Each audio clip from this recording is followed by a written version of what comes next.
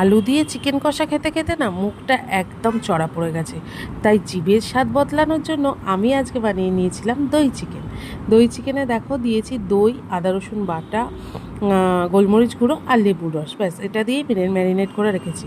এরপরে কড়াইতে সাদা তেল দিয়ে এই পিসগুলোকে আমি এপিট ওপিট করে লাল লাল করে ভেজে নেব। চিকেন ভেজে রান্না করলে যা টেস্ট হয় সেইটা কিন্তু নর্মাল রান্না করার সেই টেস্টের মধ্যে অনেক তফাৎ আছে। তো দেখো ওলট পালট করে ভেজে নিচ্ছি। দই দেওয়া আছে বলে তো একটু তো লেগে যাবেই, তাও ননস্টিক, তাও একটু লেগে যাচ্ছে। তো যাই হোক, এইভাবে লাল লাল করে এদিক ওদিক করে ভেজে নিতে হবে একটু সময় নিয়ে। দেখো ভাজা হয়ে গেছে। এবার ওই তেলেই আর একটু তেল অ্যাড করে আমি দিয়ে দিলাম পেঁয়াজ কুচি আর গোটা গরম মশলা, আগেই দিয়ে দিয়েছি। তো এটার ফ্লেভারটা একটা থাকবেই। এরপরে আমি দইয়ের সঙ্গে একটু লঙ্কা গুঁড়ো আর গোলমরিচ গুঁড়ো মিশিয়ে নিয়েছি। গোলমরিচের ফ্লেভারটা তো একটু বেশিই থাকবে।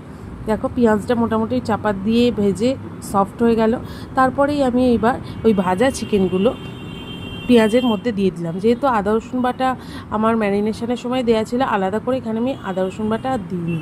এরপরে একটু ভাজা ভাজা করে এই দইয়ের মিশ্রণটা পুরো দিয়ে দেবো। তো এটাই হচ্ছে আলাদা, একদম গ্রেভিটা একটা আলাদা মাত্রা আনবে।